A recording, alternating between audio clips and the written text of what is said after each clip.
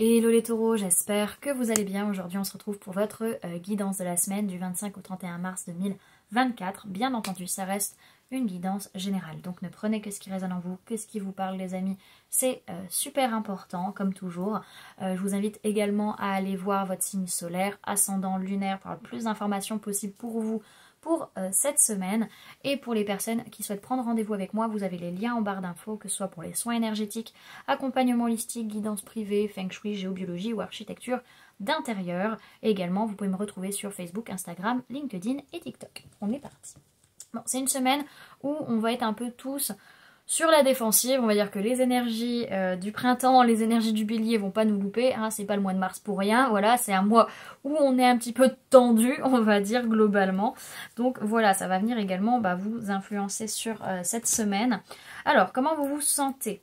On voit qu'au niveau énergétique, vous projetez quelque chose du fait de donner, du fait de partager, du fait peut-être de sacrifier quelque chose. Ça peut être aussi vis-à-vis d'un voyage que vous avez prévu. Peut-être que vous dites, bon finalement je pourrais pas faire ce voyage ou je pourrais pas déménager comme je le souhaitais.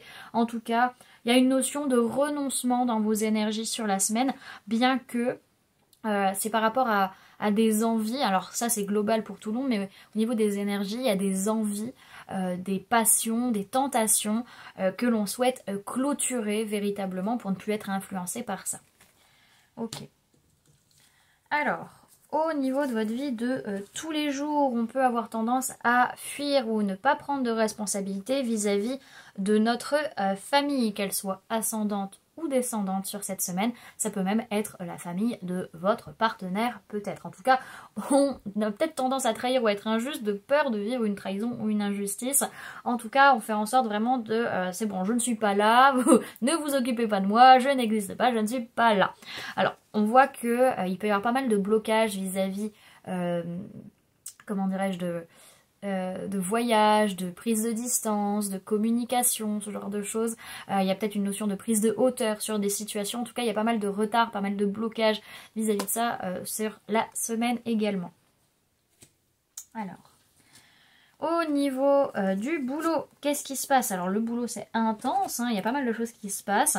On peut me parler d'une personne de signe d'eau, cancer, poisson, scorpion, qui est en cause. En tout cas il y a pas mal de... il peut y avoir des disputes, il peut y avoir des conflits, des prises de tête, en tout cas des choses qui ont été dites ou entendues qui tournent en boucle dans notre esprit par rapport au boulot. En tout cas on a besoin d'amener un changement dans la façon de voir les choses, dans la façon de communiquer aussi pour pouvoir aboutir vers ce que l'on veut véritablement en fait au niveau de notre vie professionnelle et qui va nous combler émotionnellement, parce que là en fait on se rend compte que on est déçu, on est triste, on ne se sent pas bien en fait sur la sphère professionnelle sur la semaine. Mais ça vous en faites pas, c'est tous les signes où ça va être comme ça. C'est tout le monde. On est tous sur la même enseigne.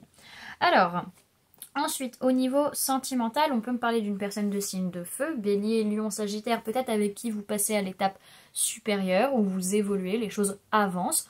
Pour d'autres, c'est par rapport au fait que vous avez confiance dans votre vie sentimentale, vous y croyez, vraiment vous êtes dans l'ouverture, dans la chaleur, pour passer justement à la prochaine étape de votre vie sentimentale. Par contre, on dit bien que s'il y a une question de famille, c'est pas pour le moment de construire une famille, ou pour d'autres, si vous vous demandez si la famille était en jeu, en question là-dedans, que ce soit la vôtre ou celle de votre partenaire, la réponse est non.